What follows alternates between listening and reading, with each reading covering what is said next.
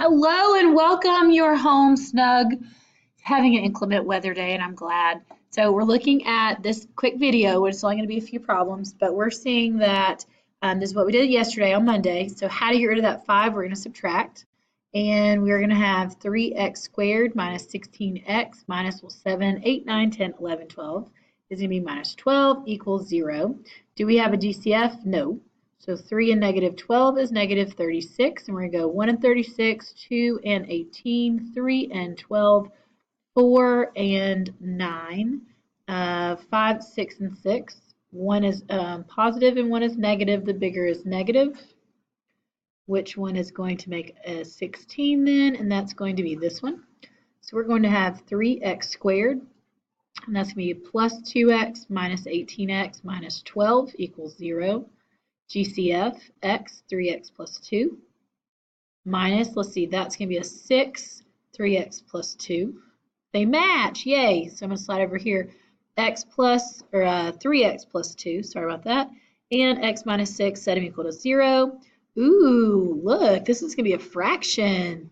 We like fractions. We know how to do fractions.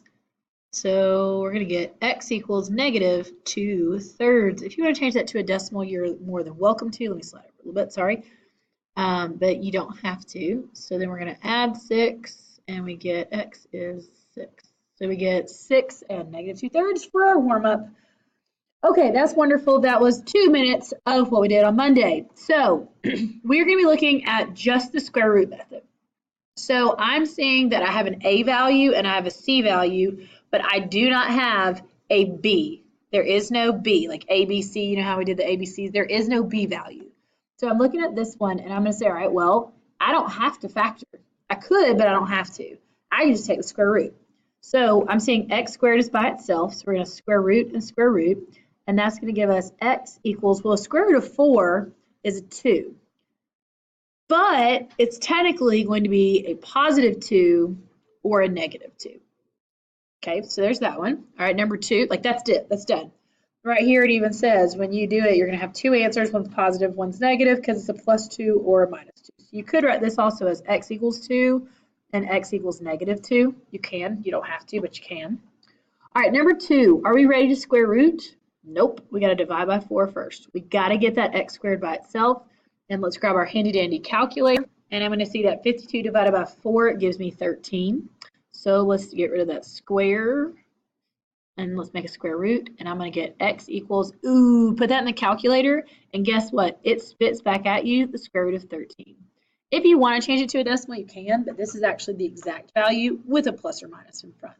Okay, again, you can write that x equals the square root of 13 and x equals the negative square root of 13, but you don't have to. You can just leave it as plus or minus. All right, let's look at number 3. So I'm seeing on number 3 that it's the same thing, except I have to get x squared by itself. So let's get rid of this 8. So I get 2x squared equals, well, let's use our calculator. 170 divided by 8 gives you a 162. And then let's divide by 2. So 162 divided by 2 in the calculator, you get 81. Well, that one's easy. Square root of 81 plus or minus 9. Excellent. All right, number 4 is the exact same. So pause, do number 4 now. Okay, I end up getting plus or minus the square root of 7, I think. Maybe. Subtract 5 divided by 2, take the square root. Make sure you got that though. All right, looking at number 5, I'm seeing that the square is actually on the whole parenthesis. So we need to unsquare the whole parenthesis. So we're going to square root it and square root it. So I'm going to get x minus 3 equals plus or minus 4. Here's the thing. That's an equation. It is not done. So I'm actually going to have x minus 3 equals positive 4 and x minus 3 equals negative 4. You have to do the positive 4 and the negative 4. When I add, I get a 7. When I add here, I do not get negative 7. I get negative 1. Those are two very different numbers. Make sure you please do that math correctly. All right, same thing on number 6. You're going to do that. Definitely take a look at the rest of these. Here's you 3 more problems you can do. For this one, we're going to do, it says which method? It's GCF. And then just the setting equals 0. This one I see 3 pieces, okay? This one I only see the square. So this one you could do square root method. Now you could technically do dots, GCF and then dots, but you don't have to. So hopefully this was helpful for you. Definitely take a look, see what's going on. Thanks, guys.